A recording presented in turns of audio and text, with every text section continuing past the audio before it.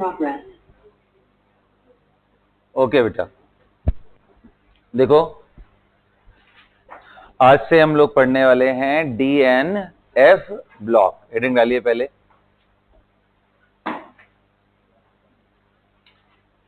DNF block.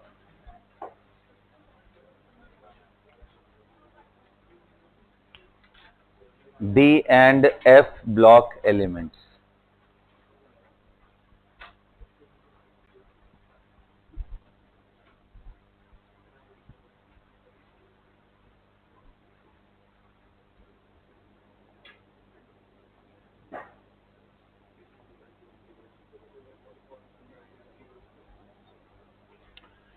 अच्छा बेटा, इनके बारे में हमें पूरी कहानी पढ़नी है कि बाकी एलिमेंट्स यानी S block and P block से ये कैसे अलग हैं और इनकी जनरल प्रॉपर्टीज और कौन से ऐसे इंपॉर्टेंट कंपाउंड हैं D ब्लॉक के जो पूरे केमिस्ट्री में, ना सिर्फ इनऑर्गेनिक केमिस्ट्री में बल्कि ऑर्गेनिक केमिस्ट्री में इनके क्या क्या यूजेस हैं, उन सब के बारे में हमें इस टॉपिक के अंदर पढ़ना है। लेकिन सबसे पहले इन डी ब्लॉक के जितने भी एलिमेंट्स हैं उनके नाम का एक पहले लिस्ट बना करके सबसे पहला काम है उसको याद करना।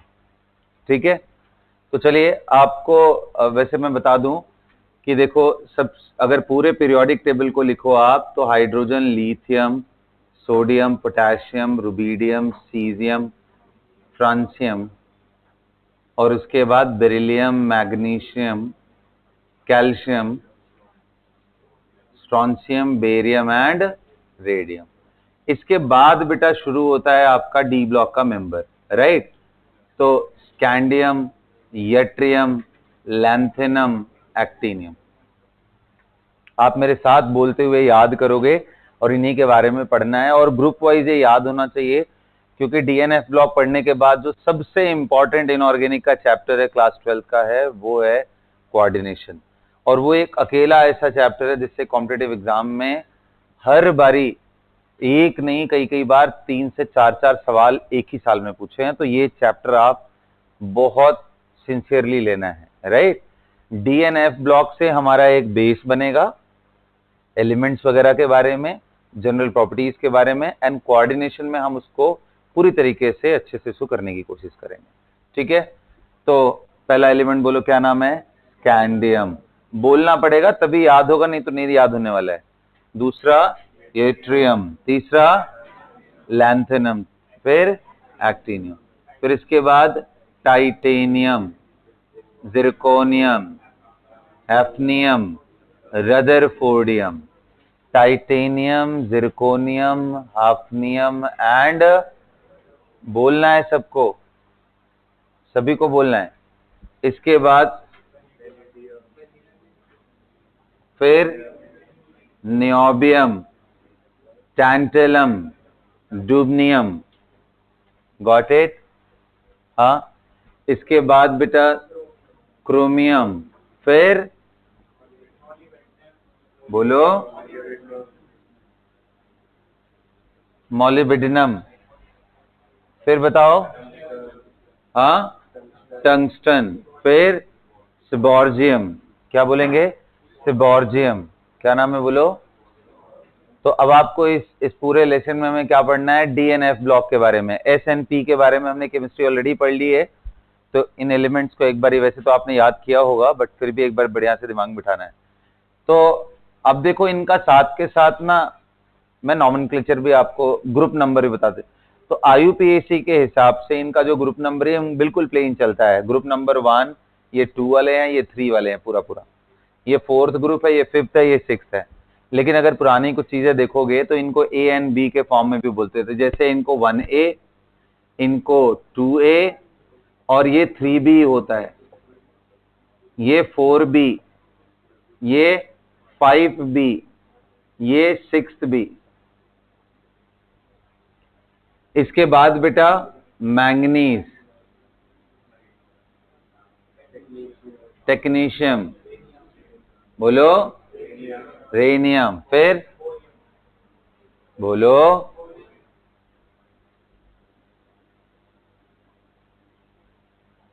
याद रहेगा बोरियम है, ये बोरियम। ये कौन सा है? 7th B. इसके बाद आयरन, बोलो, रुथेनियम, ऑस्मियम, फिर हैशियम।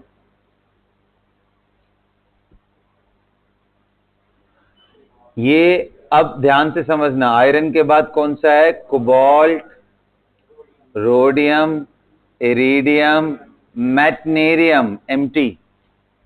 क्या नाम है इसका? मैटनेरियम। इसके बाद निकल, बोलो, पैलेडियम, प्लैटिनम एंड डार्मस्टेटियम।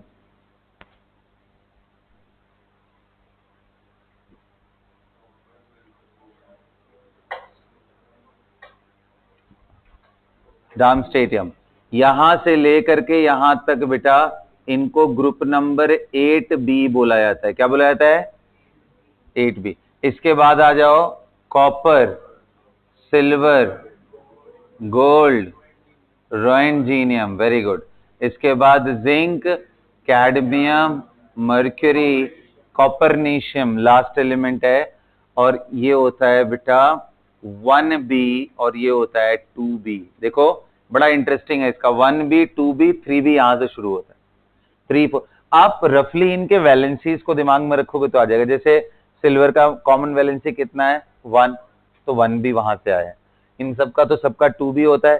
फिर ये +3 स्टेट में मिलते हैं, इनका मैक्सिमम 4, इनका 5। समझ में आ रहा है क्या? और ये ग्रुप ऐसे हैं जिनमें 8 तक ऑक्सीडेशन स्टेट जाता है, वहां से नाम पड़ा है। अच्छा जी, इसके बाद वाला कौन सा फैमिली है बेटा? बोरॉन, फिर एल्यूमिनियम, फिर गैलियम, इंडियम, थैलियम, फिर, एक मिनट, थोड़ा सा और नीचे करना पड़ेगा, थोड़ा सा और नीचे, मतलब इसके नीचे हमारा आएगा गैलियम, इसके नीचे फिर बोरॉन, इंडियम, थैलियम, निहोनियम, NH होता है। एंड ऐसे ही करते करते लास्ट में आप आओगे तो helium, neon, argon, krypton, xenon, radon, oganesson, oganesson. ये पूरा लिस्ट पहले तो आप अपने नोटबुक में लिखो और साथ के साथ इनके नाम के साथ इसको दिमाग में बिठाओ। I will give you total of 5 minute to set these D elements. आप लिख करके अपने दिमाग में बिठाओ डी तक। पी ब्लॉक अलग टास्क है, डी तक आप पहले अपने दिमाग में बिठाओ।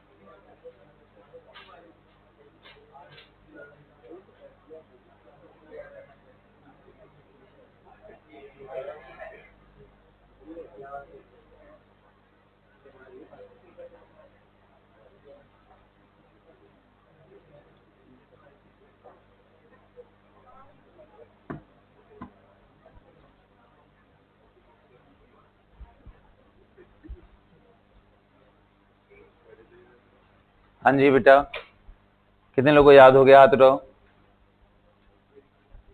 पूरे ये पूरे डी ब्लॉक के यहाँ से यहाँ तक। इसके बाद इसके आगे का काम करेंगे। करो, याद करो, जल्दी याद करो सब।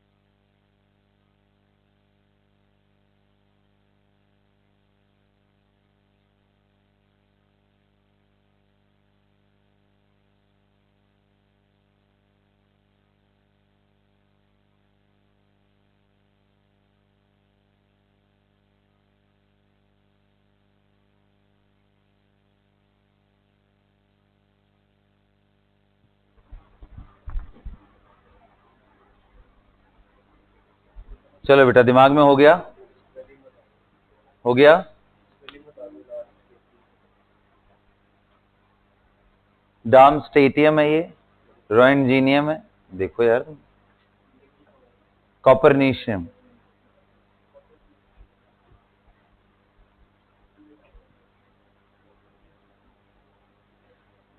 किनका स्पेलिंग बताना है? लास्ट के 3 का कि और भी?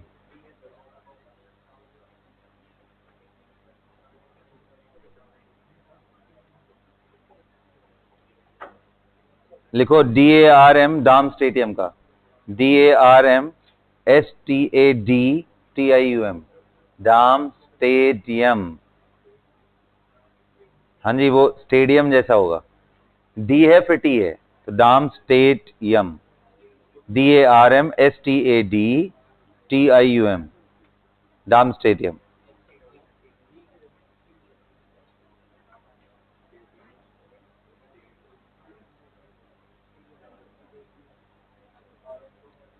रोइंट, ROENT, roent, GENIUM, roentgenium. Roentgenium, ROENT, roen GENIUM, Roentgenium.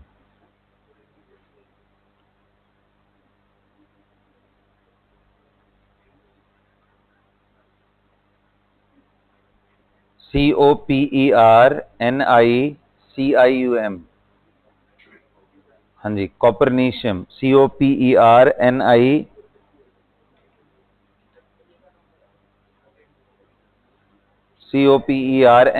COPERNICIUM, कॉपरनीशियम.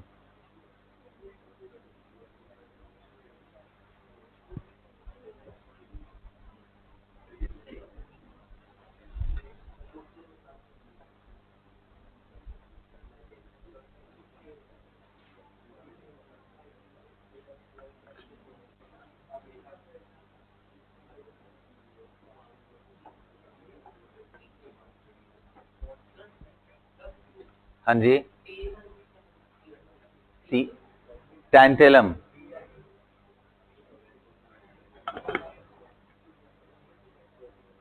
चलो तो बेटा सबसे पहली चीज ये करनी है.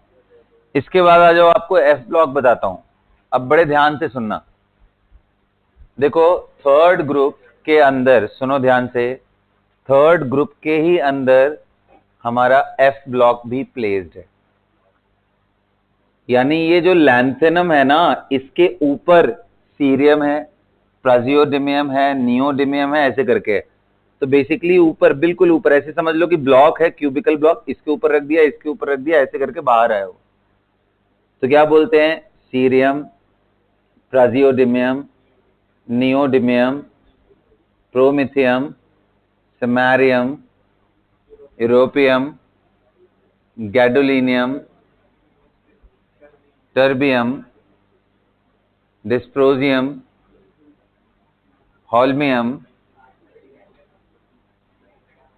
अर्बियम,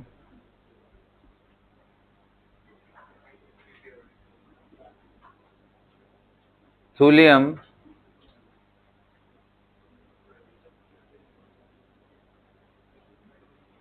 इटरबियम बोलते हैं इसको, इटरबियम. स्पेलिंग YTTERBIUM है. ये टर्बियम लगता है, बट वो क्या है? इटरबियम बोलते हैं उसको. And lutetium. ये हमारे कहां से डिराइव्ड है बेटा? लैंथेनम से. इसलिए इसको क्या बोलते हैं? लैंथेनाइड्स. क्या बोलते हैं इनको? दे आर टर्म्ड एज, कभी पूछा जाए इनका रिप्रेजेंटेटिव एलिमेंट कौन है, तो लैंथेनम.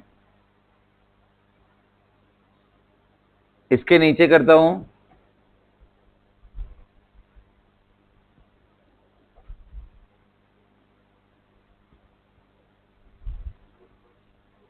देखो, ये है थोरियम, प्रोटेक्टिनियम. थोरियम के बाद बोलो दूसरा, प्रोटेक्टिनियम. फिर यूरेनियम, फिर नेपच्यूनियम. हाँ, पीयू. क्या बोलेंगे? बोलो, पंजाब यूनिवर्सिटी बोलो ना. Thorium, protactinium, uranium, neptunium, plutonium. क्या बोलते हैं? फिर एमरीशियम, कैलिफोर्नियम, सॉरी, क्यूरियम,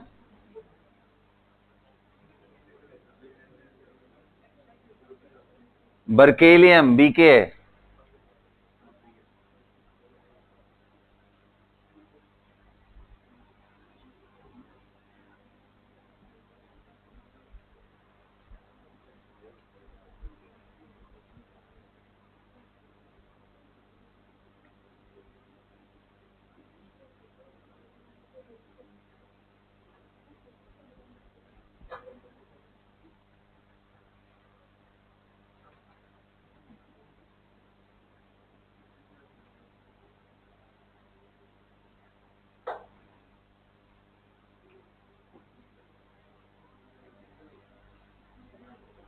इसके बाद कैलिफोर्नियम, आइंस्टीनियम, फर्मियम, मेंडेलिवियम, बोलो नोबेलियम, लॉरेंशियम।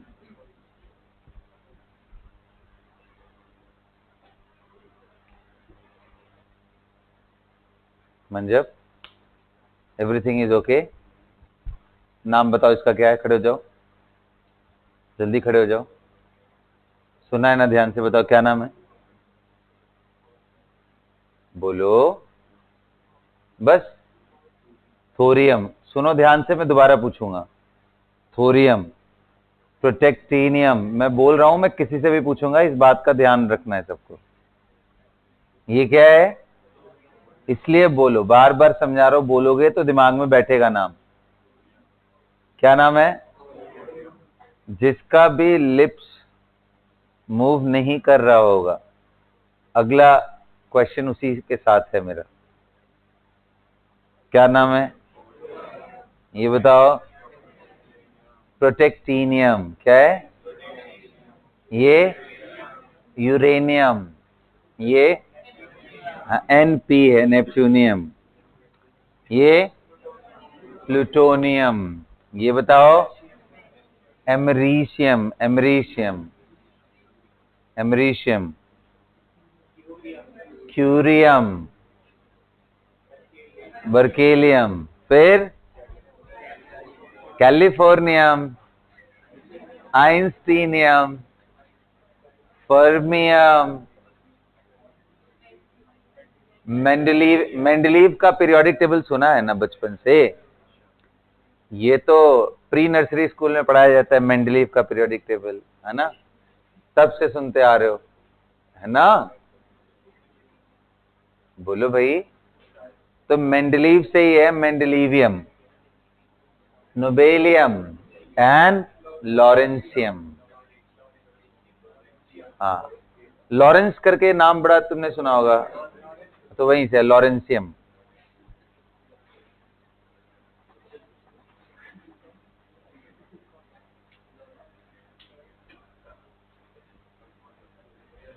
मिस्टर कुणाल, आपको याद हुए सब? चलिए खड़े हो जाइए, जल्दी खड़े होइए, बताइए कि क्या नाम है इसका? टीएच। बोलिए। हम लोग क्लास 11th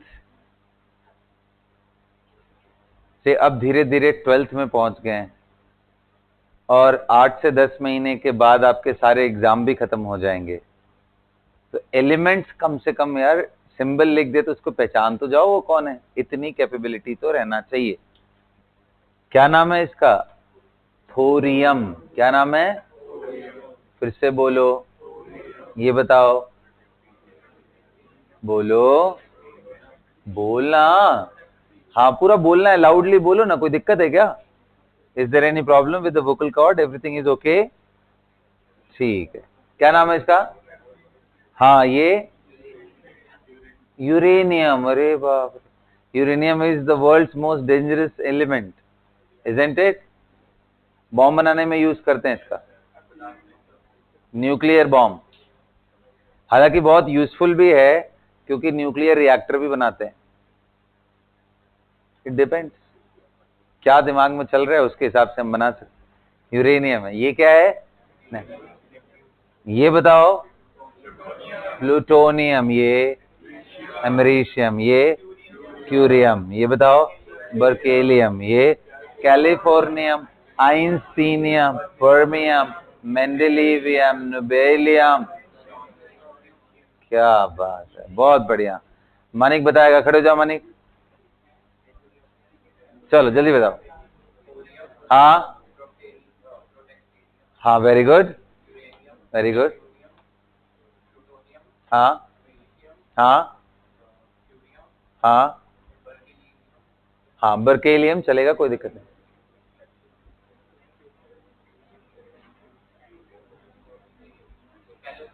कैलिफोर्नियम, सही बात। Einsteinium, fermium and nobelium and. दिमाग में सेट हुआ?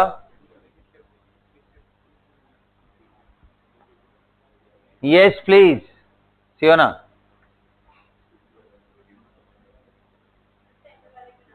Cerium, praseodymium, praseodymium, promethium, it is promethium, samarium, europium, gadolinium, terbium, erbium है, यूरोपियम ये है ईयू से,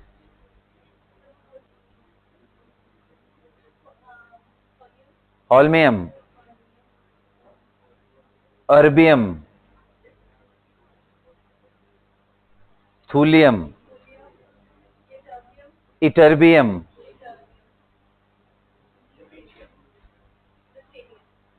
लुटेशियम, क्या नाम है? लुटेशियम। फिर से बोलो, चलो।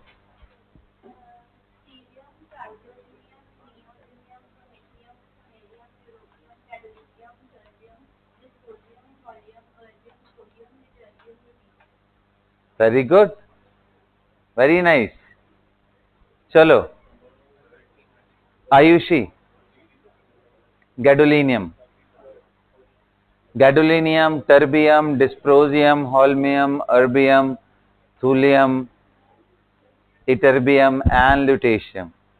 हाँ बताओ आयुषी, क्या नाम है इसका? ये ना, दिस इज प्राजियोडिमियम, ये दिस इज प्रोटेक्टिनियम, ये यही प्रोटेक्ट करने वाला है किसको? तुम ही लोगों को। क्लास 12 में पास होना है ना, यही है वो एलिमेंट जो आपका ध्यान। हाँ, praseodymium, protactinium, neodymium, promethium, neptunium,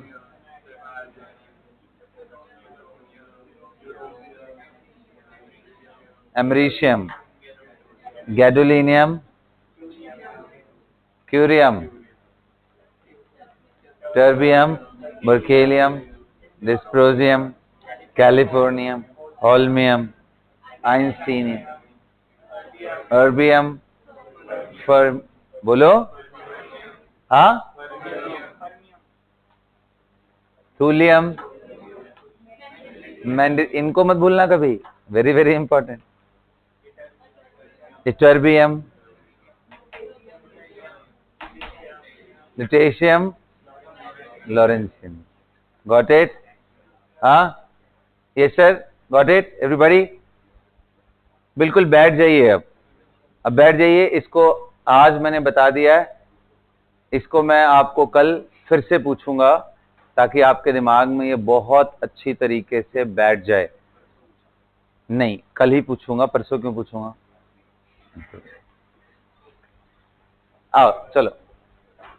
तो अब सुनो बच्चों, देखो ग्रुप नंबर 3 के अंदर, ग्रुप नंबर एवरीवन 3, ये सारे एलिमेंट है 1 2 3 4 5 6 7 8 9 10 11 12 13 14 15 16 17 18 19 20 21 22 23 24 25 26 27 28 29 32 elements are there in the group number।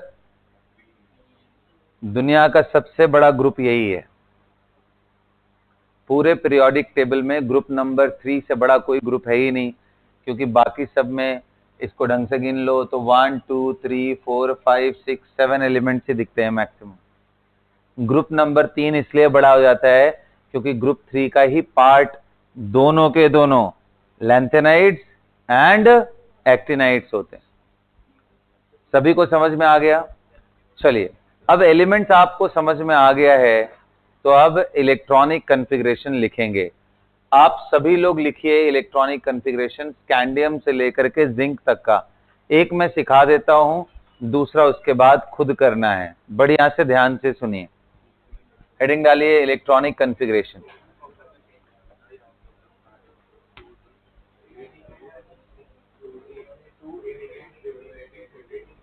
तो सबसे पहले बेटा इलेक्ट्रॉनिक कॉन्फ़िगरेशन में आपको 3 बातों का ध्यान रखना है। नंबर 1 किस चीज का? सबसे पहली चीज कौन सी ध्यान देनी है आपको, कि आपको एनर्जी ऑर्डर डिफरेंट सबशेल्स के याद होने चाहिए। पहला चीज वो मैं अभी आपको हेल्प करूंगा, वैसे याद होगा आपने अगर किया होगा तो, नहीं तो अभी आप याद कर जाओगे। दूसरी चीज, एनर्जी ऑर्डर के बाद आता है इलेक्ट्रॉन भरते समय स्पिन का ध्यान रखना और डिजेनरेट ऑर्बिटल्स में इलेक्ट्रॉन को कैसे भरना है उस रूल को। ये दो रूल कौन कौन से हैं, एक है हंस रूल ऑफ मैक्सिमम मल्टीप्लिसिटी और दूसरा कौन सा है, पॉलीज एक्सक्लूजन प्रिंसिपल। अगर आप इन दोनों चीजों को अच्छे से दिमाग में बिठाओगे, गेटिंग माय पॉइंट, तो फिर आपको इजी हो जाएगा। किया जाए, अब आओ उन दोनों को दिमाग में बिठाते हैं, कौन कौन सा है। सबसे पहले ध्यान दो, वन, मेरी बात ध्यान से सुनो, बिल्कुल बात नहीं बेटा, बिल्कुल बात नहीं। एनर्जी ऑर्डर को कैसे लिखेंगे, तो देखो ऐसे सिखाया जाता है कि फर्स्ट सेल में सिर्फ एक ही सबशेल होता है, वो है 1s। सेकंड में दो होते हैं, 2s एंड 2p। थर्ड में क्या होता है, 3s 3p and 3d। Fourth में क्या होता है, 4s 4p 4d एंड, होते हैं ना बेटा। अच्छा जी, तो ऐसे ही अगर फिफ्थ की बात किया जाए, फिफ्थ की बात किया जाए,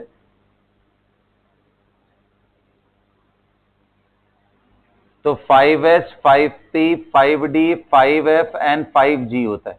जितना शेल नंबर उतना ही उसके पास सब शेल होता है।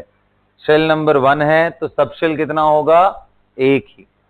2 है तो 2, 3 है तो 3 3, और एकदम बिल्कुल यहीं से करना है, S T D F G H I N ऐसे जाना है। सिक्स्थ में बेटा 6p 6d 6f 6g 6h। 7 में 7s 7p 7d and dot dot dot, 8s 8p 8d and dot dot dot, ऐसे करके जाता है। ठीक है, अब देखो जो एनर्जी ऑर्डर है वो कैसे डिसाइड करते हैं बेटा, प्रिंसिपल क्वांटम नंबर n और एजीमुथल क्वांटम नंबर l के सम के, if this value is high energy will be higher। तो यानी कभी आपसे पूछे कि बताओ 1s एंड 2s में किसकी एनर्जी ज्यादा होगी, तो आप बोलोगे कि सर पहली बात आप सबको याद है क्या बेटा, कि L की वैल्यू, एजीमुथल क्वांटम नंबर की वैल्यू सबशेल S के लिए क्या होती है 0, P के लिए, D के लिए, F के लिए एंड सो ऑन। ये बताओ इसका वैल्यू कितना होगा, n plus L. Principal quantum number बगल में लिखा है, उसके बाद एजीमुथल क्वांटम नंबर। S के लिए एजीमुथल क्वांटम नंबर की वैल्यू 0, 1 प्लस 0 कितना आया 1, 2 प्लस 0, बताओ इन दोनों में किसकी एनर्जी ज्यादा होगी, ओके वेरी गुड। इसके बाद 2s, 1s हो गया ये, 2s हो गया ये। अब एक इंटरेस्टिंग चीज देखोगे, ये दोनों का सम बराबर होगा। बताओ P के लिए L की वैल्यू कितनी है 1, तो 2 प्लस 1 कितना हो जाएगा जी 3, और यहां 3 प्लस 0 भी क्या होगा 3। तो बोलते हैं अगर, ये पहला चीज, if n plus L same हो जाए then check n, if n greater then energy will be, तो यानी 2s के बाद तो 2p आएगा, उसके बाद 2p एंड 3s में 3s आगे जाएगा क्योंकि इसकी एनर्जी ज्यादा होगी। गॉट इट, सबको क्लियर हो गया। अच्छा जी, इसके बाद देखो 3p4, इसके बाद देखो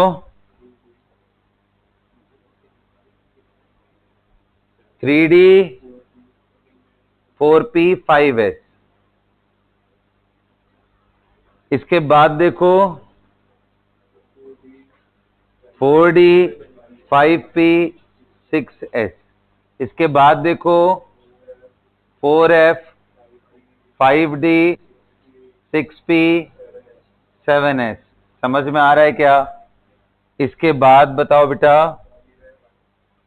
5f 6d 7p and 8s। बस इसके आगे वैसे भी नहीं जाने वाला है क्योंकि सारे आपके कंप्लीट हो जाएंगे। अब देखो एक पैटर्न समझाता हूं, याद कर जाओ, ध्यान से देखो, ध्यान से देखो। SPDF को ऐसे लिख लो। अब SS को 2 बारी रिपीट करो, 1s 2s, गॉट इट। फिर अब P से स्टार्ट करो, PS 2 बारी रिपीट करो, 2p 3s 3p 4s, SS PS PS हो गया। फिर DPS 2 बारी, देखो 3D 4p 5s 4D 5p 6s, DPS।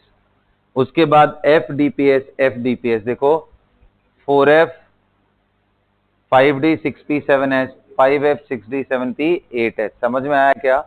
SS PS DPS FDPS and FD। अगर आप ऐसे करके चलोगे तो आपको कोई तकलीफ नहीं होगी, आप इस हिसाब से दिमाग में बिठा पाओगे। तो क्या एनर्जी ऑर्डर सबके दिमाग में बैठ गया अच्छे से? चलिए इतना लिख लो, जल्दी जल्दी लिखो। ये क्या है? This is the order of energy of the different subshell present in an atom।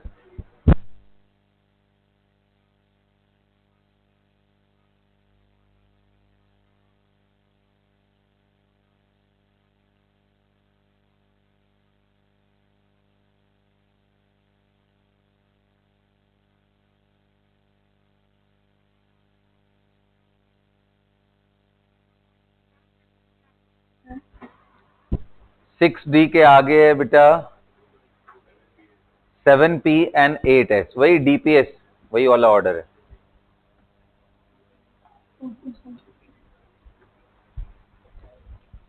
कर लीजिए अच्छे से सभी लोग।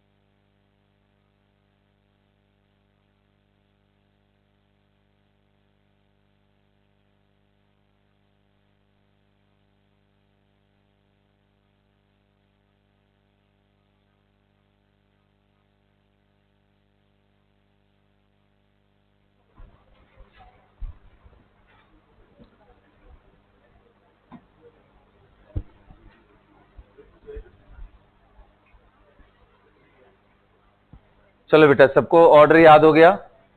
किसी से कोई गलती नहीं होना चाहिए इस ऑर्डर में, गॉट इट। अच्छा जी, इसके बाद हम लोग करेंगे, मिटा दो इसको। अब इसके बाद दूसरा चीज क्या है वो ध्यान दो। देखो ये बताओ, सुनो ध्यान से, एस ऑर्बिटल की मैक्सिमम कैपेसिटी कितनी होती है? 2 की। और पी ऑर्बिटल की मैक्सिमम कैपेसिटी, बोलो लाउडली बोलो। और डी ऑर्बिटल की मैक्सिमम कैपेसिटी, हाँ, और एफ ऑर्बिटल की। तो आपने जो बताया कि एस के ऑर्बिटल का कैपेसिटी 2 है, पी का 6 है, डी का 10 है एंड एफ का 14 है। कोई बताएगा इसमें कोई गलती है या सब सही बात है? किसी को कोई ऑब्जेक्शन है इस बात में?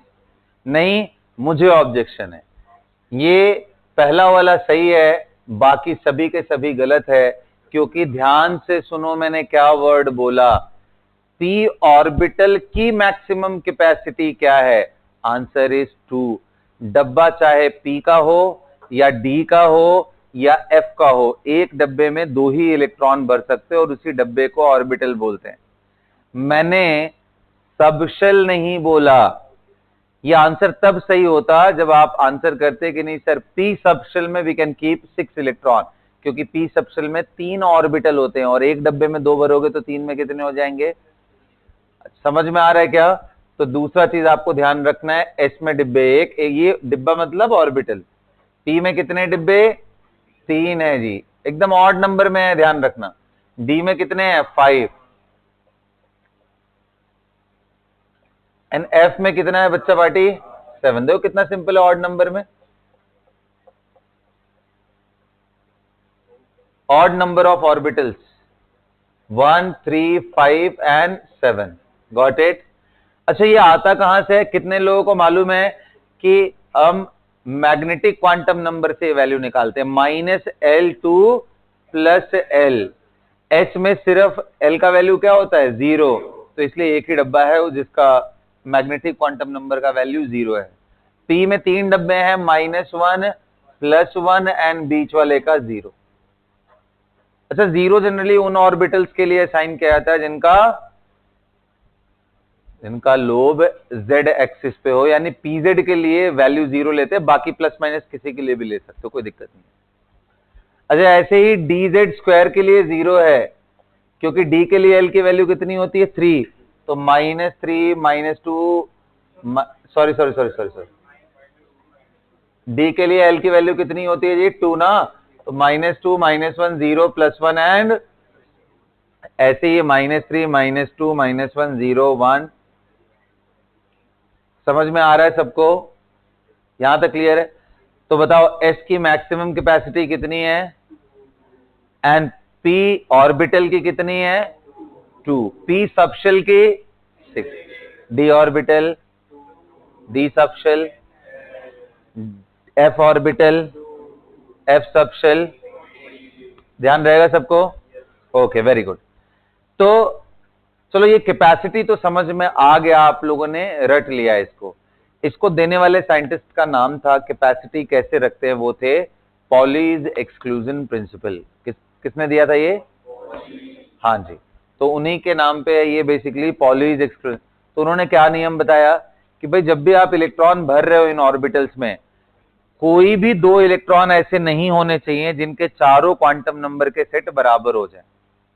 चारों क्वांटम नंबर का मतलब principal, azimuthal, magnetic and spin, 4 होते हैं ना। ये चारों बराबर नहीं होने चाहिए। अगर चारों बराबर हो गए तो वो इलेक्ट्रॉनिक कॉन्फ़िगरेशन गलत हो जाएगा। तो आप एक बात बताओ, अगर मान लो मैंने भरना शुरू किया, पहले में कुछ भरा और दूसरे में कुछ भरा, तो क्या यहां और यहां के इलेक्ट्रॉन के लिए पहला ही क्वांटम नंबर अलग हो गया? प्रिंसिपल, इसका प्रिंसिपल कितना है? 1, इसका 2। Got it? अच्छा, पी में कितने डब्बे हैं बेटा? 3। कितने लोग कह रहे हैं इसके 2 वैल्यूज सेम हो जाएंगे? Principal, quantum number and azimuthal, ये तीनों इलेक्ट्रॉन के लिए दोनों ही वैल्यू क्या है? सेम। Got it?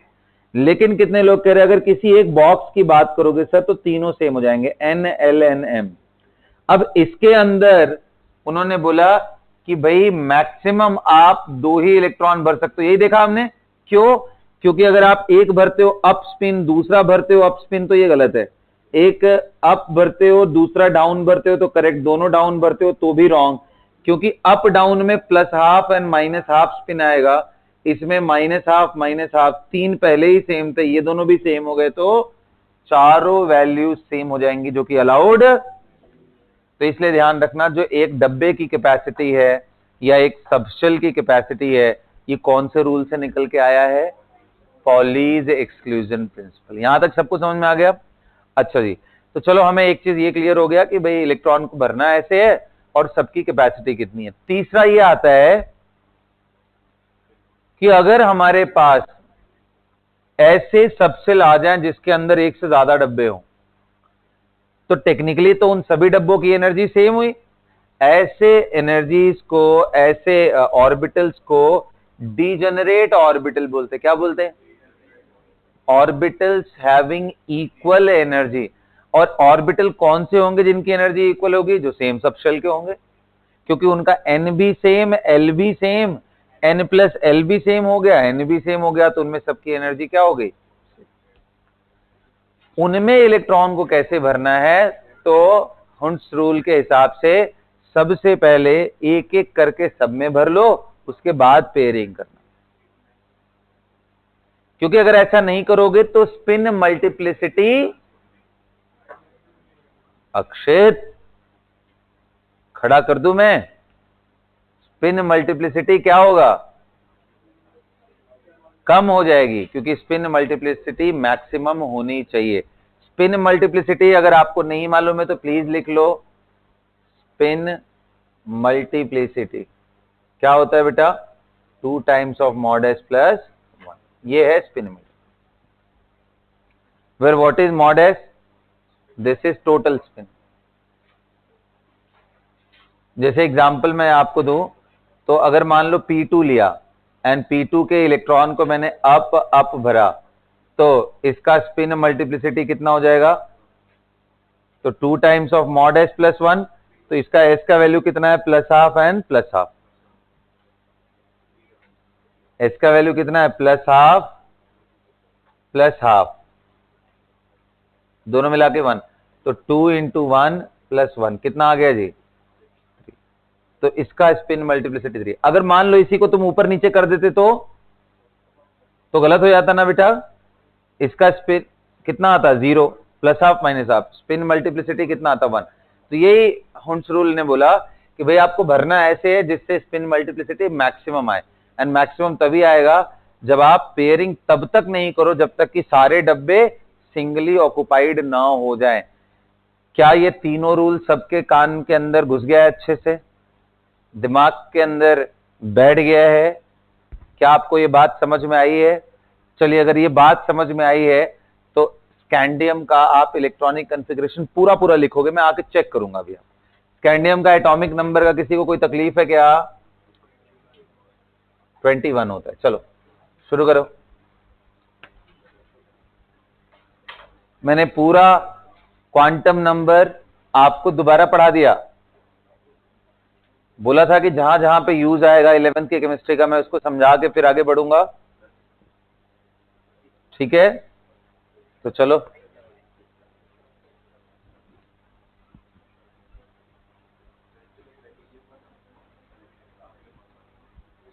अच्छा, आपके टेस्ट में इस बारी डीएनएफ ब्लॉक एंड इलेक्ट्रोकेमिस्ट्री दोनों आ रहा है। डीएनएफ ब्लॉक नहीं, केमिकल काइनेटिक्स में, उसको आगे पूछूंगा, उसको आगे पूछूंगा। अभी आपका डीएनएफ ब्लॉक एंड इलेक्ट्रोकेमिस्ट्री ये दोनों आ रहा है। तो करंट चीज करेंगे और एक पुरानी चीज, केमिकल अगली वाली वीक में पूछूंगा। उसका या तो अलग से अगले वीक में कभी टेस्ट ले लूंगा। नहीं बेटा, जरूरी है। चलो इसको पहले करो जल्दी, अभी करंट टॉपिक पे फोकस करो।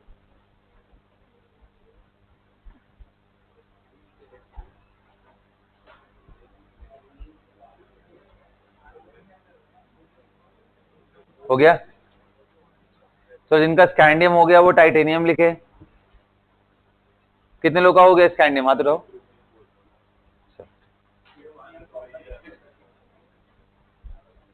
Good, I like it. Prepared है वो।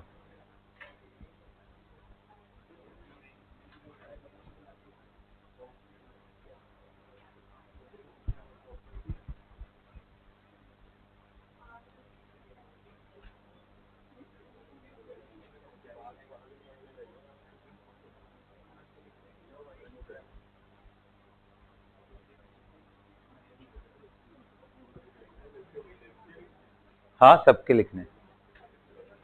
चलो बेटा हो गया। आइए आइए देखते हैं बेटा, ध्यान से देखो। चलो यहीं पे भरते हैं इलेक्ट्रॉन को। स्कैंडियम 21 था ना, तो इसको 2 2 4 एंड 6 10 12 18 20 एंड 1 कितने लोग का सही हुआ ये? अच्छा एक चीज देखो, यहां 18 तक कितने लोग कह रहे हैं? 3p जहां पे भरा हुआ है ये क्या है? आर्गन का एटॉमिक नंबर कितना होता है? 18। तो क्या मैं इस पूरे कॉन्फ़िगरेशन स्कैंडियम को ऐसे लिख सकता हूं कि आर्गन का कॉन्फ़िगरेशन एंड उसके आगे क्या 4s2 एंड 3d? क्या बोल सकता हूं? बोलो बेटा, यस और नो? Very good. तो ये कौन सा कॉन्फ़िगरेशन आपको करना है? ये कॉन्फ़िगरेशन को बोलते हैं नोबल गैस कॉन्फ़िगरेशन। कौन सा?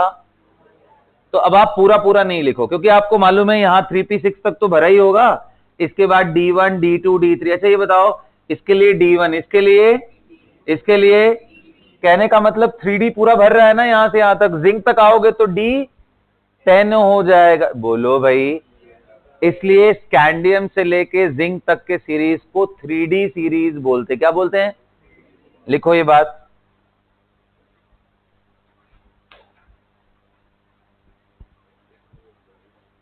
From scandium to zinc,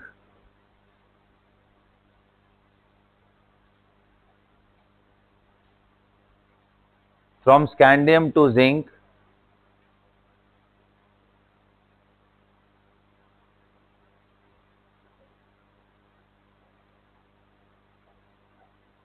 they belong to 3d series, क्योंकि 3d is that subshell which is undergoing filling. Got it ना? पहले किसको भर रहे हैं हम, 4s को या 3d को? हाँ, पहले 4s भर रहे हैं फिर 3d भर रहे हैं। ये सुनो, बड़ा इंटरेस्टिंग है ना। देखो हायर शेल को पहले भर रहे हैं, लोअर वाले को बाद में, है ना? अच्छा जी, ये पहली चीज आपको दिमाग में रखनी है। चलिए स्कैंडियम टाइटेनियम वेनेडियम तक आप फटाफट लिख दीजिए तो, इसी ऑर्डर में। तो क्या टाइटेनियम का क्या हो जाएगा? Argon 4s2 3d। अच्छा टाइटेनियम वेनेडियम का क्या हो जाएगा? Argon 4s2 3d 3। सबको यहां तक क्लियर है? अब अगले क्वेश्चन करो, तो पहले उसके बाद हम क्रोमियम तक आएंगे। पहले अगला क्वेश्चन करो। Right the electronic configuration of scandium 2+, लिखो ना, टाइटेनियम 2+ एंड वेनेडियम 3+।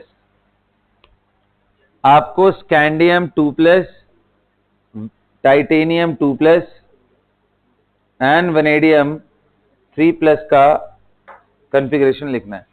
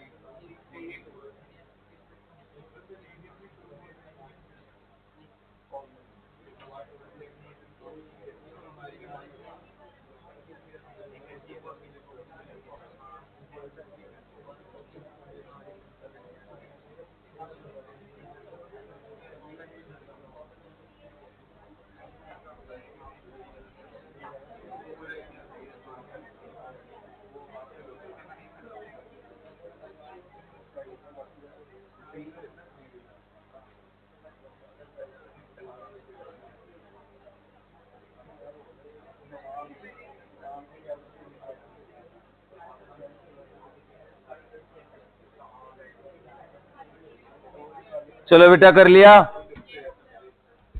अब मेरी बात ध्यान से सुनो, बिल्कुल बात नहीं बेटा, प्लीज कितनी बातें करते हो, बिल्कुल डिस्कशन है, गलत बात है ये। आप एक बात बताओ, जब भी आप इलेक्ट्रॉनिक कॉन्फ़िगरेशन लिखने के बाद, से फॉर एग्जांपल स्कैंडियम आपने लिखा था यही चीज ना, तो स्कैंडियम 2+, बस हाथ उठाना, मुझे उतने से ही पता चल जाएगा कितने लोगों ने ऐसा लिखा है, हाथ उठाओ। स्कैंडियम 2+ का 2 इलेक्ट्रॉन निकालना है सर, एक डी का निकालेंगे एक एस का निकालेंगे, हाथ उठाओ कितने लोगों ने ये लिखा है, वेरी गुड। अच्छा दूसरा कितने लोगों ने ऐसा लिखा है वो हाथ उठाओ कि सर आर्गन होगा एंड 3D 1 हो जाएगा जी एंड 4s 0 हो जाएगा, वो हाथ उठाओ। Correct answer is this and this is wrong. अब क्या गलती है इसमें, तो देखो बेटा भरते समय हमेशा ऑफ बाउ प्रिंसिपल के हिसाब से भरते हैं, लेकिन एक बारी जैसे इलेक्ट्रॉन की फिलिंग हो जाए, सुनो ध्यान से, न्यूट्रल एटम, बात नहीं करना है यार, न्यूट्रल एटम में जैसे इलेक्ट्रॉन भर लो, भरने के इमीडिएट बाद बेटा इसकी एनर्जीज रीअरेंज कर देना है। तो भरने से पहले क्या होता है, एस अंदर होता है डी बाहर होता है, इसलिए पहले भरते एस को है और बाद में डी को। भर देने के बाद डी अंदर हो जाता है और एस इसलिए निकलता किससे है, एस से। तो हमेशा याद रखना, जैसे ही भर दिया उसके बाद इसको रीअरेंज कर लो। आफ्टर फिलिंग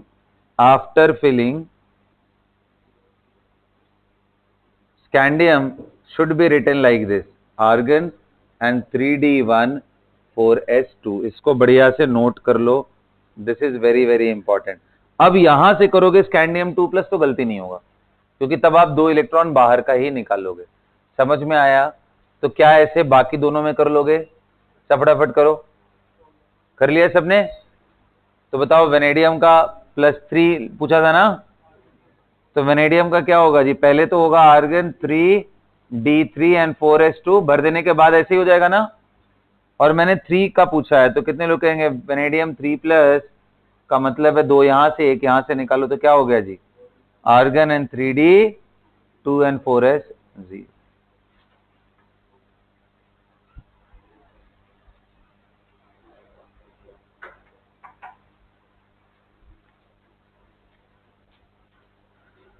सभी को क्लियर हो गया ये? बोलिए, वेरी गुड। चलो अब जो सबसे इंपॉर्टेंट बात है वो है कि 2 जगह पे आपको एक्सेप्शंस देखने को मिलेंगे, एक है क्रोमियम और दूसरा है कॉपर। एक्सपेक्टेड कॉन्फ़िगरेशन क्या होगा क्रोमियम का एंड रियलिटी क्या है, ये दोनों में डिफरेंस है।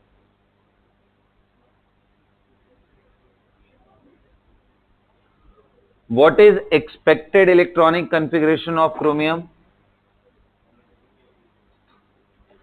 Expected इलेक्ट्रॉनिक कॉन्फ़िगरेशन क्या है कि आर्गन हो एंड फिर 3d कितना हो, 4 एंड 4s2 हो, ये सुनो, ये एक्सपेक्टेड है। But this is wrong, actual value क्या होता है जी,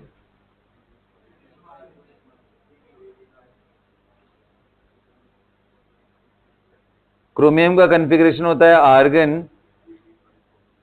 3d5 and 4s1।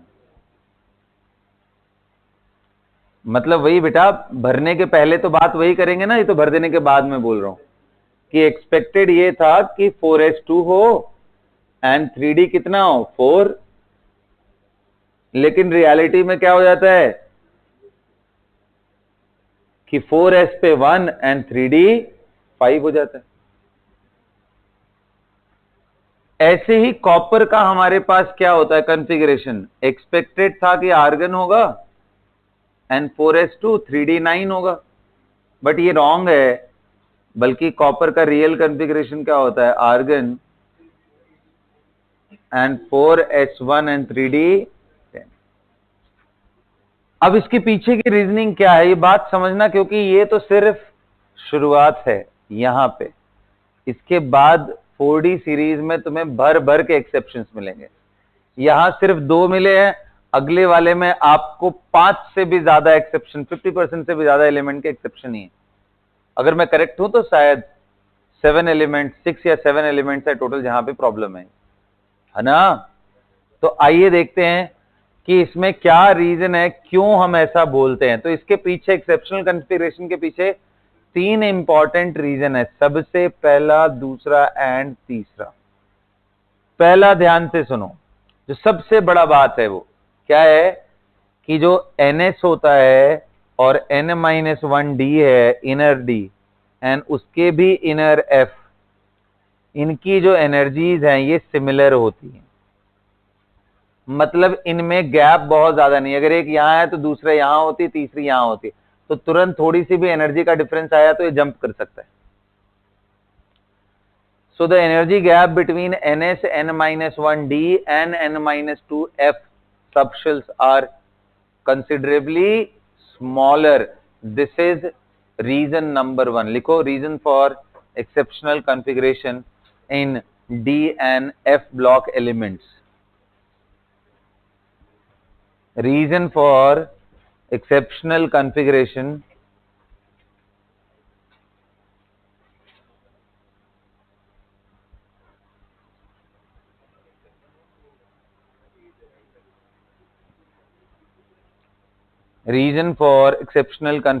in D and F block elements. क्या है बेटा सबसे पहला चीज, बोलो। Very less energy gap between NS, N-1D and N-2F subshells.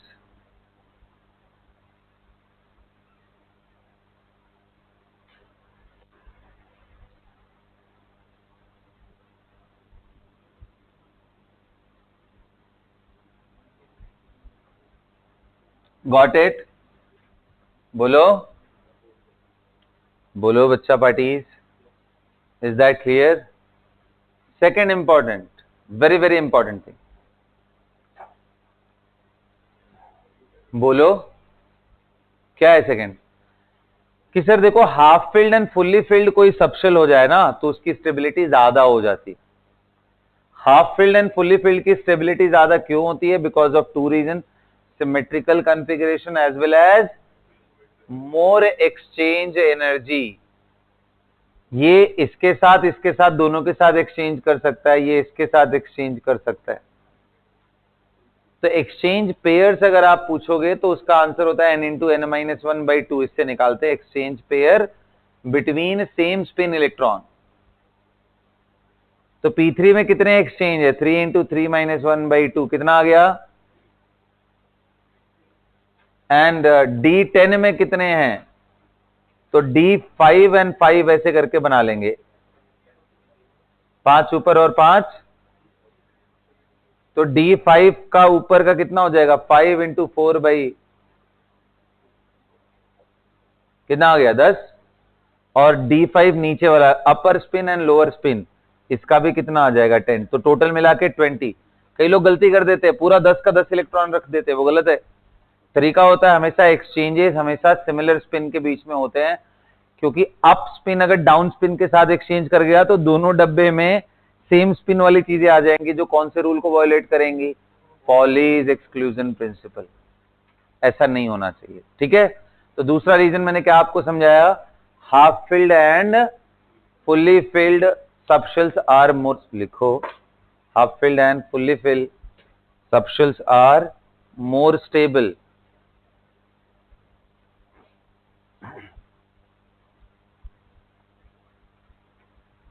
Half filled and fully filled subshells are more stable.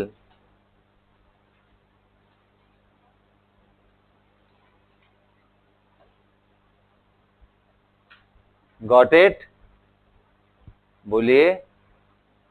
And तीसरी और सबसे इंपॉर्टेंट चीज ये है कि पेयरिंग कहीं पे भी करो एनर्जी देनी पड़ती है। Pairing of electron requires energy, वो चाहे 4s में ही क्यों ना पेयर करो, pairing is an endothermic process, मतलब आपको एनर्जी सप्लाई करनी पड़ेगी। तो इलेक्ट्रॉन का प्रेफरेंस होता है कि वो अनपेयर्ड रहे, अनलेस एनर्जी गैप बहुत ज्यादा हो तो वो कोशिश करता है कि वो अनपेयर्ड फॉर्म में ही रहने की कोशिश करता है। तो नोट कर लेना, pairing requires energy, got it. तो बेटा ये किसके बारे में मैंने आपको समझाया, 3D सीरीज में इलेक्ट्रॉनिक कॉन्फ़िगरेशन क्या होंगे। तो भाई क्वेश्चन लिखो, तो right the electronic configuration of manganese and Mn2+ ion and also calculate their magnetic moment and also calculate their magnetic moment।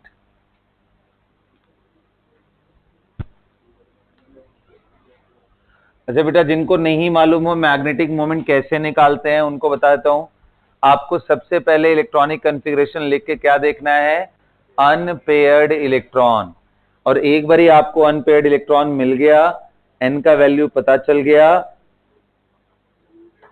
Unpaired electron इनको गिन लो, तो मैग्नेटिक मोमेंट का वैल्यू होता है √n, n plus bore magneton.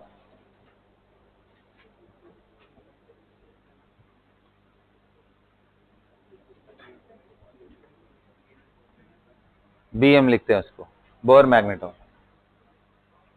n+2 bore magneton. चलिए निकालिए फटाफट।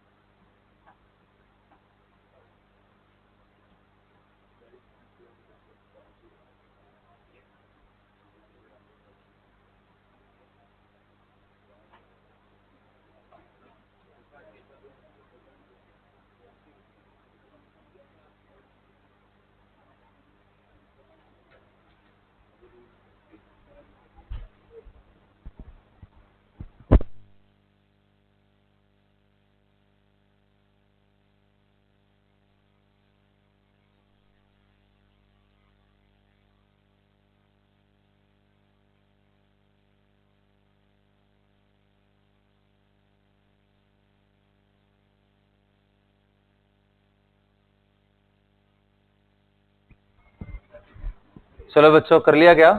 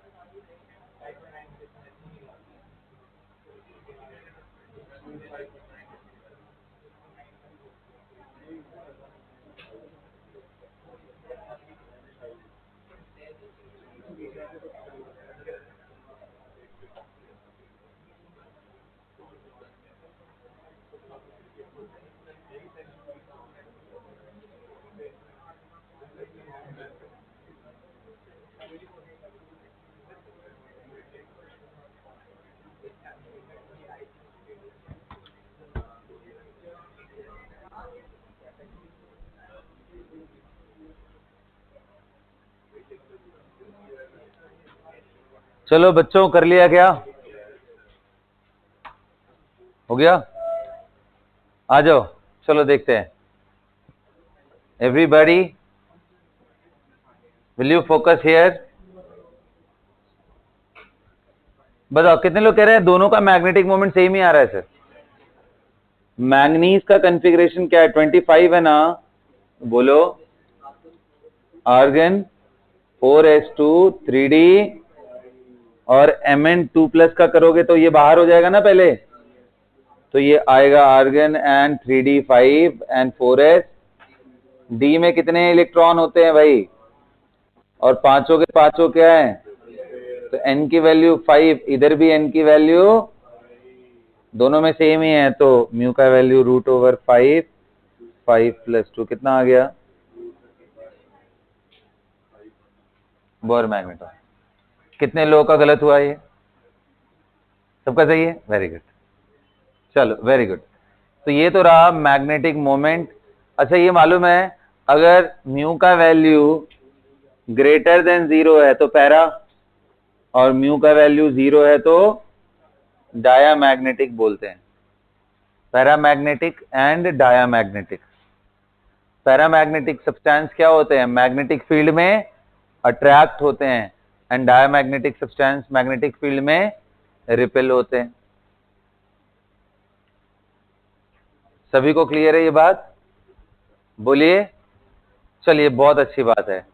अब एक काम करो, ध्यान से सुनो, बहुत इंपॉर्टेंट है। आप जिंक एंड जिंक 2+, वेट,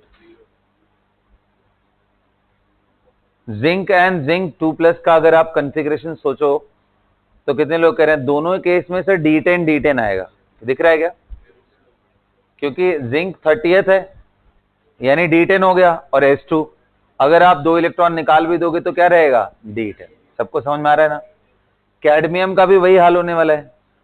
हाँ अलग बात है कि ये 3D10 है तो ये क्या हो जाएगा? 4D10। बोलो भाई, होना चाहिए और होता भी है। सबको समझ में आ रहा है? ठीक है। तो पता है एक टर्म आता है जिसको बोलते हैं ट्रांजिशन एलिमेंट्स। क्या बोलते हैं? पूरे डी ब्लॉक के जो मेंबर्स हैं, ये एफ ब्लॉक है, इनको ट्रांजिशन एलिमेंट बोलते हैं। सिर्फ डी ब्लॉक में ऐसे ये 4 हैं जिनको बाहर निकाला जाता है। ये लास्ट वाला जो ग्रुप है ना, इसको अगर बाहर निकाल दें तो जितने एलिमेंट बचते हैं डी में उनको क्या बोलते हैं? ट्रांजिशन। को सर उनको निकालते क्यों है? तो देखो ट्रांजिशन एलिमेंट्स का मतलब ऐसा है कि ऐसे एलिमेंट्स जिनके ग्राउंड स्टेट में या किसी भी एक एग्जिस्टिंग ऑक्सीडेशन स्टेट में डी के इलेक्ट्रॉन पार्शियली फिल्ड हो, या तो ग्राउंड स्टेट में पार्शियली फिल्ड हो या किसी भी उनके नॉन जीरो स्टेट में जो ऑक्सीडेशन स्टेट नेचर में मिलता हो उनमें पार्शियली फिल्ड हो। तो जब बात आती है कॉपर की, तो कॉपर में D10 है, जिंक में भी D10 है, लेकिन जिंक +2 कर दो तो भी D10 रह रहा है, जबकि कॉपर +2 कर दो तो D9 हो जा रहा है। इसलिए कॉपर को हम ट्रांजिशन में रखते हैं, जबकि जिंक, कैडमियम, मर्क्यूरी, कॉपरनीशियम को ट्रांजिशन से लिखो, नोट करके लिखो, नोट करके लिखो। All the D block elements except zinc, cadmium, mercury and कॉपरनीशियम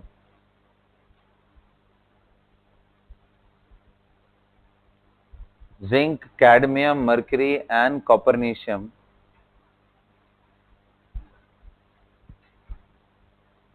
are termed as, क्या बोलते हैं इनको? are termed as transition elements। क्या बोलते हैं? ट्रांजिशन एलिमेंट या ट्रांजिशन मेटल।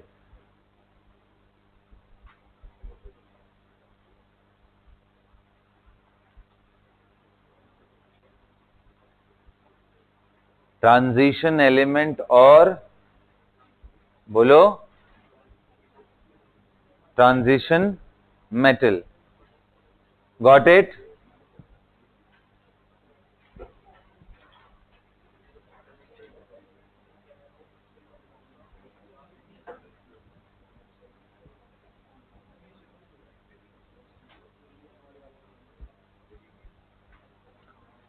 सबने कर लिया बेटा? ट्रांजिशन मेटल और ट्रांजिशन एलिमेंट।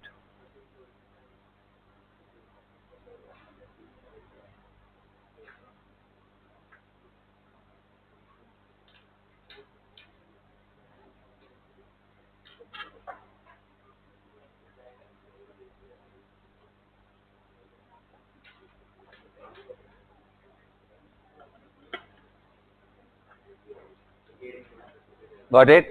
अच्छा, क्यों बोलते हैं, लिख लो, ट्रांजिशन मेटल किसको बोलते हैं, ये बात लिख लो आप लोग।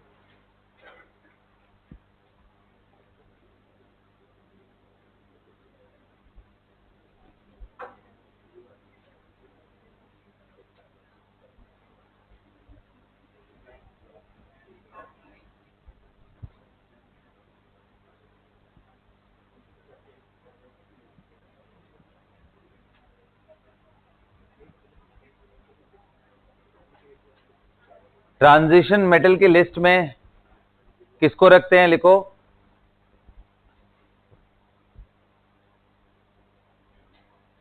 If the D block element have partially filled D subshell either in ground state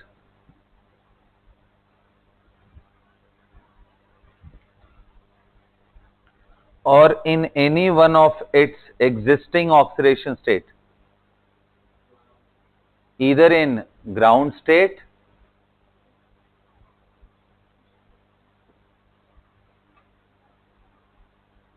or any one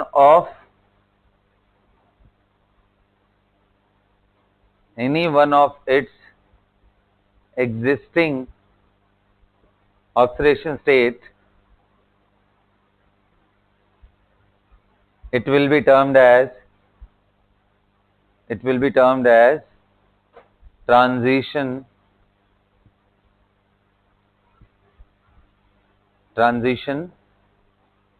बोलिए बेटा, ट्रांजिशन मेटल।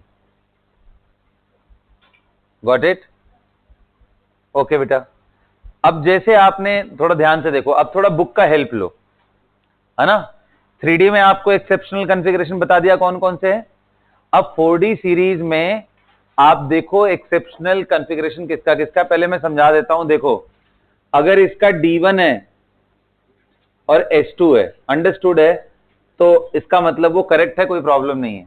इस ग्रुप में चेक करो क्या सभी का D1 S2 है, चेक करो, देखो वहां पे आपको कॉन्फ़िगरेशन मिलेगा, चेक करो एनसीईआरटी में।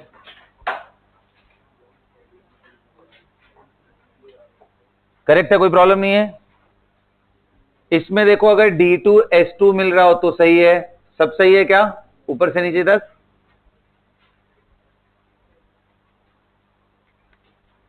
देखो बेटा, सब कुछ सही है।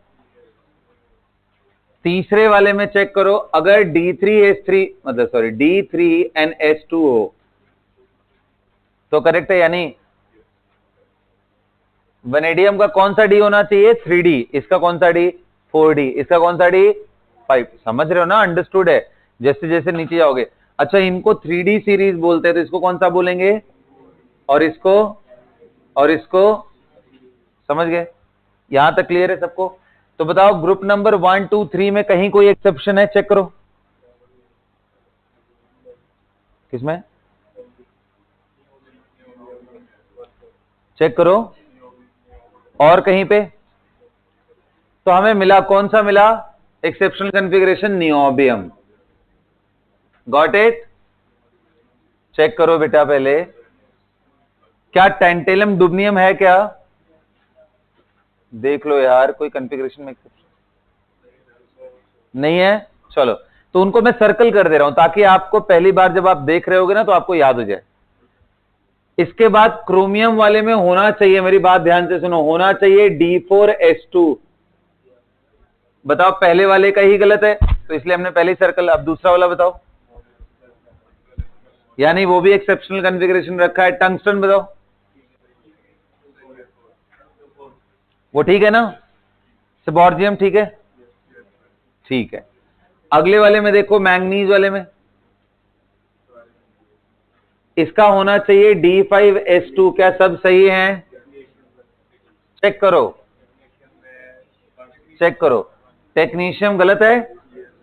ओके जी, बाकी सब सही है ऊपर से नीचे। अच्छा, ग्रुप नंबर इसके बाद वाले में होना चाहिए D6S2। एक बार चेक करो सबका। इसका गड़बड़ है और किसी का गड़बड़ है? ओके, इसके बाद वाले में होना चाहिए D7S2। रोडियम का गड़बड़ है? अरे बाप रे, देख रहे हो, लाइन से शुरू हुई गड़बड़ी। Niobium, molybdenum, technetium, ruthenium, rhodium. दिख रहा है क्या? बताओ, इस ग्रुप का होना चाहिए D8S2। इसका बताओ। ये भी गलत है। यहां बताओ, इसका होना चाहिए D9S2। सिल्वर भी, गोल्ड, चेक करो, गड़बड़। रोएंजीनियम भी है। ओ माय गॉड, सबसे ज्यादा गलत ग्रुप कौन सा है? ग्रुप सबसे महंगा ग्रुप सबसे ज्यादा गलत है। महंगा ग्रुप इसलिए, सोने चांदी इसमें सब भरे हुए हैं। देखो, सिल्वर, गोल्ड, सबसे महंगा ग्रुप है हमारा। इसके बाद यूटिलिटी वाले सारे ग्रुप सबसे सीधे होंगे, बेचारा एक भी कॉन्फ़िगरेशन गड़बड़। तो ओ माय गॉड हो गया, देख लो आप। 6D में सिर्फ एक गड़बड़ी। और वैसे मैं एक बात बताऊं आपको, लैंथेनम का ग्रुप वाइज में कोई प्रॉब्लम नहीं है, बट लैंथेनम का एटॉमिक नंबर बताओ कितना होता है? ये कैसे पता करेंगे? देखो ना एटॉमिक नंबर, यार पता क्या करना है बताओ। 57। एक बारी आप ना अपने मन से इलेक्ट्रॉनिक कॉन्फ़िगरेशन लिखो। ये ग्रुप वाइज लिखना, पहले ढंग से लिख, 1s2 2s2 करके पूरा लिख। जल्दी लिख, हाँ बिल्कुल। कितना टाइम लगेगा यार? 1 मिनट लगेगा। जल्दी लिखो बेटा, कुछ सिखाना चाहता हूं।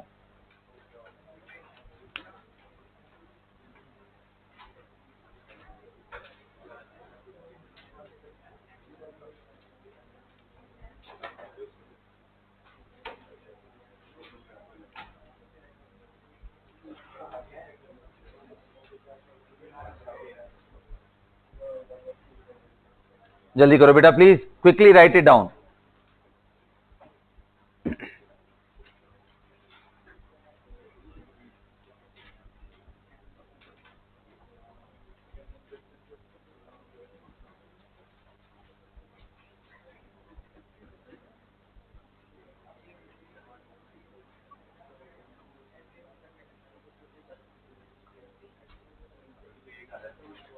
हाँ, कौन? हाँ, देख।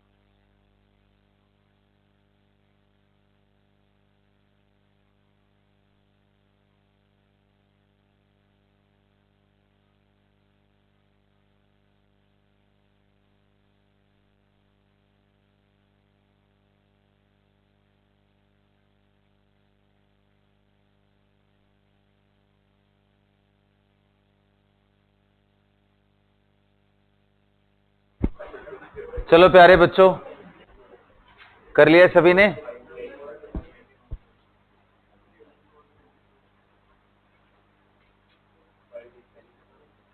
हाँ, आप बताओ लैंथेनम का। चलो करते हैं, जल्दी बताओ। 1s2 2s2, SS हो गया, फिर 2p6 3s, ps 3p6 4s2, ps हो गया, फिर 3d 10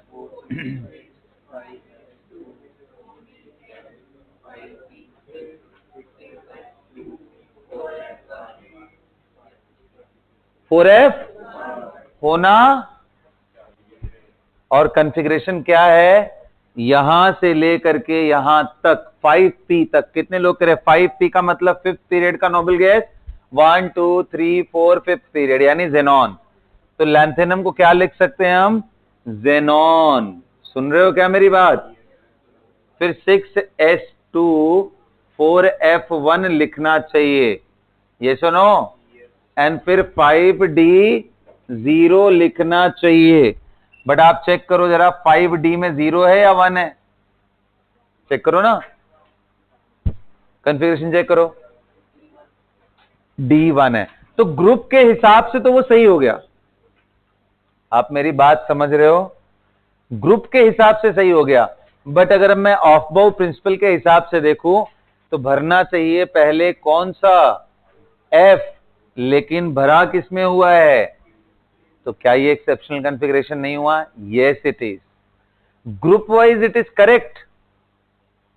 अरे मेरी बात सुन रहे हो सब लोग? Group wise it is correct, but there is problem in, तो ग्रुप वाइज कोई प्रॉब्लम नहीं है, यहां प्रॉब्लम है इसके रियल कॉन्फ़िगरेशन में। क्या ऐसे ही आप एक्टिनाइट्स का भी चेक कर सकते हो? एक्टिनाइट्स देखो कितना होगा, एटॉमिक नंबर देखो बेटा, बताओ जल्दी कितना है?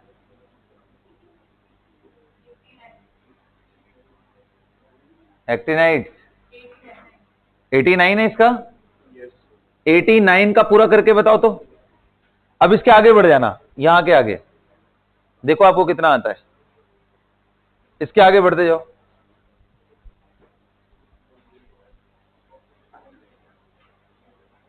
DPS FD 6P7S,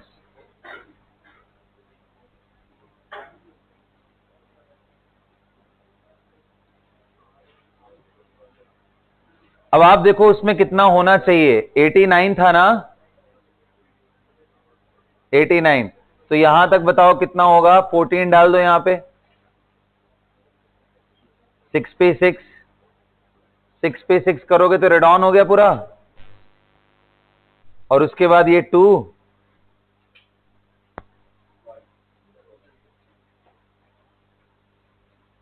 और ये कितना, बोलो 1 होना चाहिए, चेक करो तो एक बार, चेक कर लो बेटा, यहां तक कितना था जी? अरे यार यहां तक 57 था ना, D1 कर दिया था तो, हाँ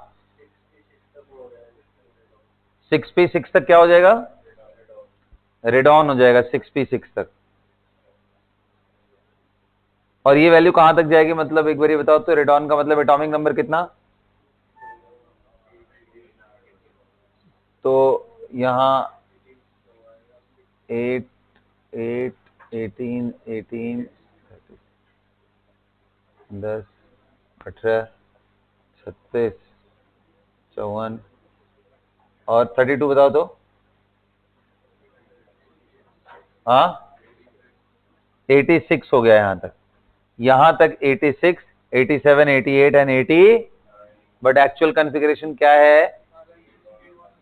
तो ग्रुप वाइज कोई प्रॉब्लम नहीं है, यहां प्रॉब्लम किसका है, ऑफ-बाउ प्रिंसिपल फॉलो नहीं कर रहा है, तो ये प्रॉब्लम है इसके अंदर, इसलिए इसका भी कॉन्फ़िगरेशन क्या होना चाहिए, और क्या है, होना चाहिए था इसका क्या चीज बेटा, बोलो, इसका होना चाहिए था 5f1, बट हो क्या गया ये 6d1, इसलिए ये भी क्या है बेटा, एक्सेप्शनल कॉन्फ़िगरेशन, ये भी एक्सेप्शनल कॉन्फ़िगरेशन।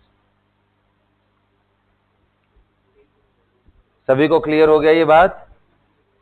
हाँ, तो कॉन्फ़िगरेशन वाइज तो ये दोनों भी है, लेकिन इस पूरे लिस्ट में समझने वाली बात ये है, ध्यान से सुनना, ध्यान से सुनो। अब अगर आपको एग्जाम में लिखने को आ गया और मान लो एट रैंडम आपसे बोल दे कि भाई right the electronic configuration of rhodium, तो आप क्या करोगे? तो अगर आपको ये ध्यान है कि इसमें एक्सेप्शन है, उतने से भी काम चल जाएगा। कैसे?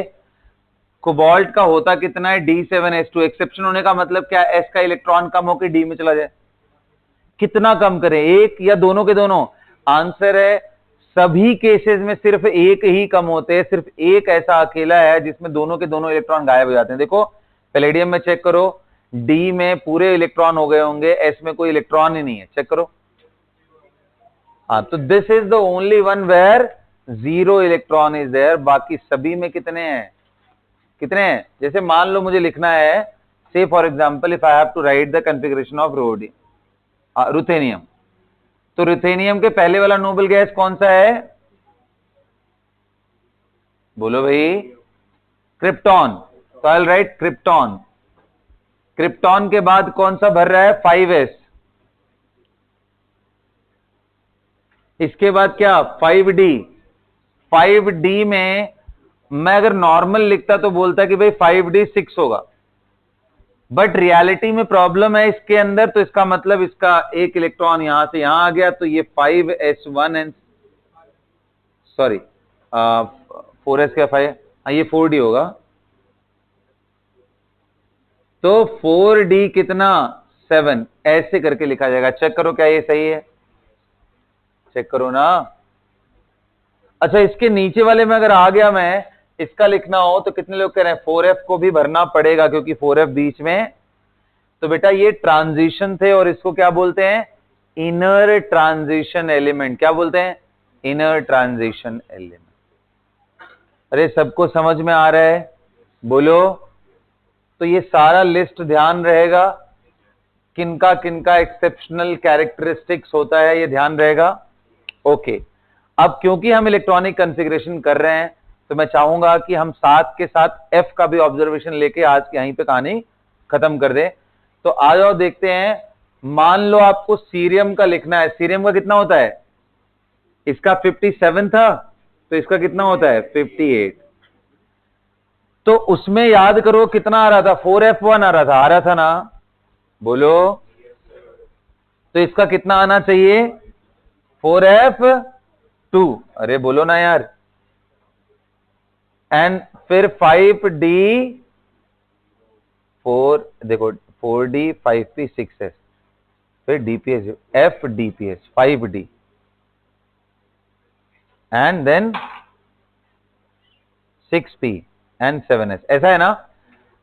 आप बेटा अगर यहां पे 2 आ रहा हो f2, तो इसका कॉन्फ़िगरेशन करेक्ट है, इसका f3 पे करेक्ट होगा, इसका f4 पे, इसका f5 पे, इसका f6 पे, और इसका f7 पे, इसका f8 पे, ये f9, ये f10, 11, f12, f13, f14। f14 होने के बाद ये बेसिकली f14 एंड 5d1 होना चाहिए।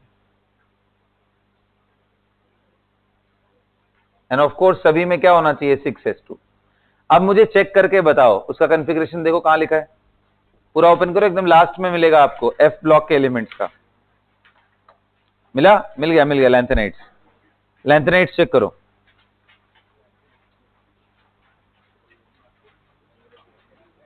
सभी लोग चेक करो। लैंथेनम,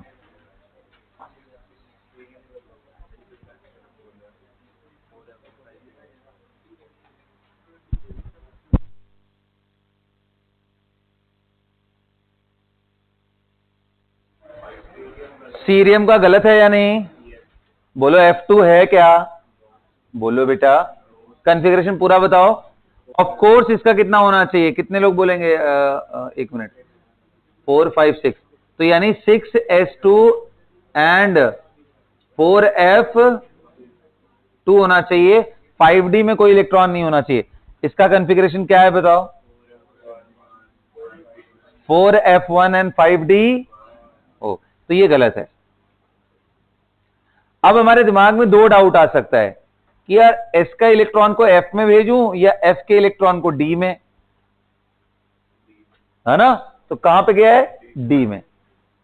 f का इलेक्ट्रॉन d में चला गया है। आ जाओ और देखते हैं, बताओ 6s2 ही था ना? 6s2 and 5 and 4f1 5d1। Okay, प्राजियोडियम देखो, क्या f3 है, 6s2 है, और f4 इसका F5 है प्रोमिथियम, समैरियम F6 है, यूरोपियम F7 है, गैडोलिनियम देखो फिर से गलत होगा, हाईलाइट कर लो, और ये एग्जाम में बहुत बार पूछा है। अच्छा इसका इलेक्ट्रॉन गया कहां? डी के अंदर चला गया, D1 हो गया, देख लो ना। मतलब अच्छी बात यहां पे ये है कि 6s का इलेक्ट्रॉन इधर उधर नहीं हो रहा है, कौन हो रहा है? F का D में जा रहा है आगे वाले में, ये सुनो। आगे देखो जरा, टर्बियम ठीक है, डिस्प्रोजियम ठीक है, होल्मियम ठीक है, अर्बियम, थूलियम, इटरबियम, ल्यूटेशियम देखो, चेक करो ना, गलत है? वो तो सही है ना। अरे बाबा F14 एंड D1 ही तो होना चाहिए इसका, नियम के हिसाब से भी सही है ना। तो आपको क्या दिमाग में बैठ गया? दो एक्सेप्शनल कॉन्फ़िगरेशन किसमें है? बोलो, लैंथेनाइट्स में। अगर लैंथेनम को भी उसमें इंक्लूड कर लिया जाए तो 3 मिल गए। अगर मैं लैंथेनम को यहां काउंट करूं तो सिर्फ 2। अरे सबको समझ में आ रहा है ना? इसके आगे बढ़ो बेटा, इसके आगे वाला देखो, थोरियम में क्या वहां पे F2 है? क्या है इसका कॉन्फ़िगरेशन? बोलना कितना है? 6d2 7। F में कोई इलेक्ट्रॉन ही नहीं है। अच्छा F का पूरा इलेक्ट्रॉन ही D में चला गया। Oh my God, very very dangerous. तो यहां पे एक प्रॉब्लम है, प्रोटेक्टिनियम बताओ। 5। अच्छा यहां पे भी प्रॉब्लम है, यहां 6d1 आ गया। और ये बताओ यूरोपियम, अच्छा यहां पे भी 6d1 आ गया। और बताओ डी में बताओ कितने हैं नेपच्यूनियम में?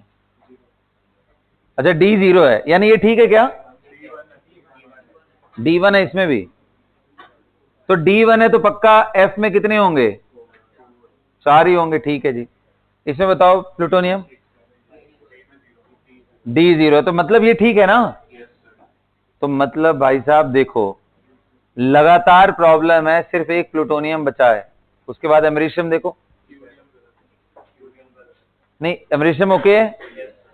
क्यूरियम का कितना है? इसका भी D1 है, 6d1 है। बर्केलियम F9 है, कैलिफोर्नियम सही है, आइंस्टीनियम सही है, फर्मियम सही है, सारे सही हैं, लॉरेंशियम भी सही है, ओके। अच्छा देखो, यानी गैडोलिनियम का जो ग्रुप है वो दोनों ही गड़बड़ है, क्योंकि इसमें भी आप देखो D1 था और इसमें भी D1 है।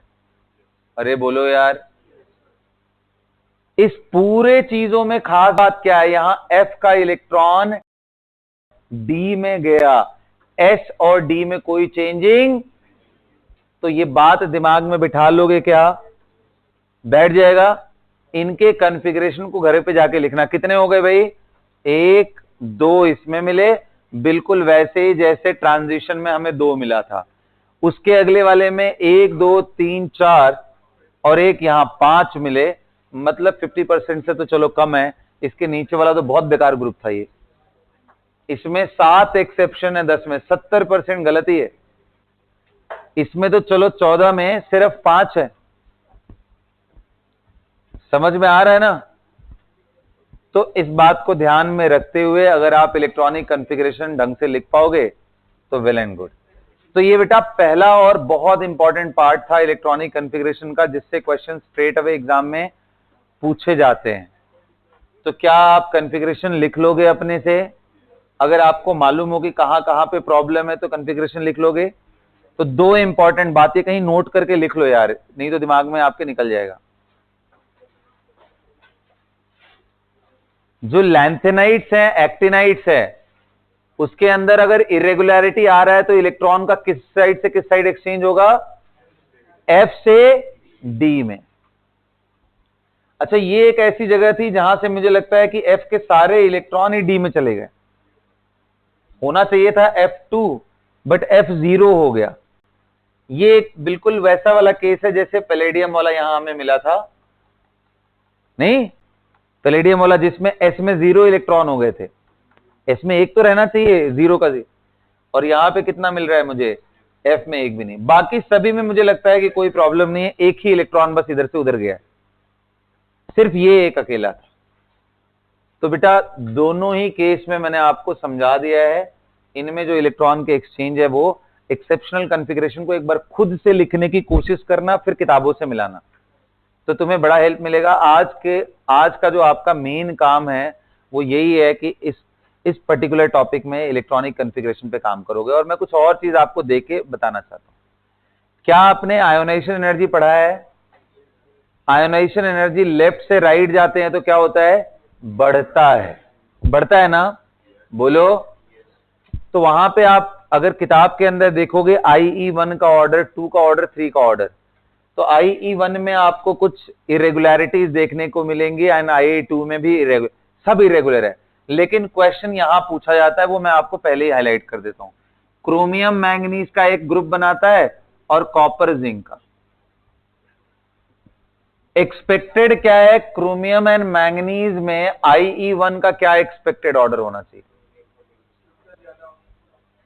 भाई? राइट वाले का ज्यादा होना चाहिए, बोलो ना, और लेफ्ट वाले का कम होना चाहिए, यस और नो, क्योंकि जेड स्टार बड़ा भी है और होता भी है और हो भी जाता है, बिल्कुल सही आप सोच रहे हो, ऐसे ही होता है। लेकिन IE2 करोगे तो क्रोमियम का ज्यादा होता है मैंगनीज। ऐसा क्यों? क्योंकि एक बार इलेक्ट्रॉन निकाल दो तो ये D5 में चला जाएगा। क्रोमियम का कॉन्फ़िगरेशन क्या होता है जी, D5 है। अरे बाबा S1 एंड D5 होता है ना, तो एक बार इलेक्ट्रॉन निकाल दो तो इसका क्या वैल्यू हो जाएगा, सिर्फ D5। अब हाफ फील्ड से आप निकालोगे तो तकलीफ ज्यादा होगी, इसलिए क्रोमियम ऐसा हो जाता है। जबकि इसका एक इलेक्ट्रॉन निकालोगे भी तो S में अभी 2 इलेक्ट्रॉन में से एक बचा रह जाएगा, तो इसका हाफ फील्ड का स्टेबिलिटी गड़बड़ा नहीं रहा है डी वाले का, इसलिए IE2 का ऑर्डर है। बिल्कुल यही सेम लॉजिक आपका यहां पे भी लगता है। कॉपर एंड जिंक में भी अगर IE1 पूछो तो बिल्कुल जो एक्सपेक्टेड है वही है, IE2 में कॉपर का ज्यादा होता है जिंक से, क्योंकि सेकेंड इलेक्ट्रॉन इसके 3D10 से निकलता है जबकि उसका 4s1 से निकलता है, इसलिए प्रॉब्लम है। तो क्या इतनी बात आप दिमाग में रख करके कर लोगे? अब मैं कुछ टॉपिक देता हूं, उसको घर से पढ़ के नोट्स बना के लेके आना है। सुन रहे हो मेरी बात? नोट्स में लिख करके लेके आना है। टॉपिक का नाम क्या है? ये है, लो भाई हेडिंग उसमें जो जो है बुक में अंदर मैं बता दे रहा हूं, ताकि अगली क्लास में मैं आपको कोर केमिस्ट्री पढ़ाऊंगा। कोर केमिस्ट्री का मतलब मैं सीधा वो KMnO4 और इन सब पे आ जाऊंगा, ठीक है?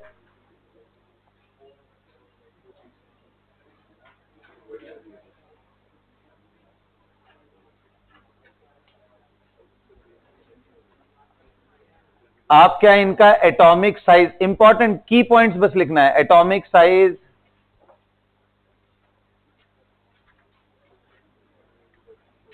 मेल्टिंग पॉइंट,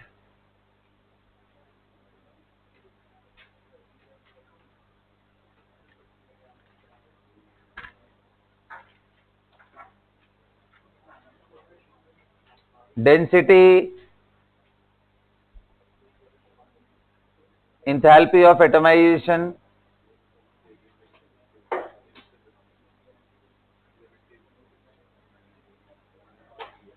और इसके बाद इंथैल्पी ऑफ एटमाइजेशन के बाद ऑफ कोर्स आयनाइजेशन इंथैल्पी भी आपको देखनी है। इसके बाद देखो ऑक्सीडेशन नंबर का पिरामिड है। इसके बाद अगला चीज क्या है, ये सब बड़े छोटी छोटी चीजें हैं लेकिन आप पढ़ के आओगे, ठीक है? इसके बाद M+2 से M का ट्रेंड, क्योंकि अब मैंने इलेक्ट्रो पढ़ा दिया है तो आपको ये समझ में आना चाहिए रिडक्शन पोटेंशियल का ट्रेंड क्या है, और मैं इसमें क्वेश्चन पूछूंगा आपको।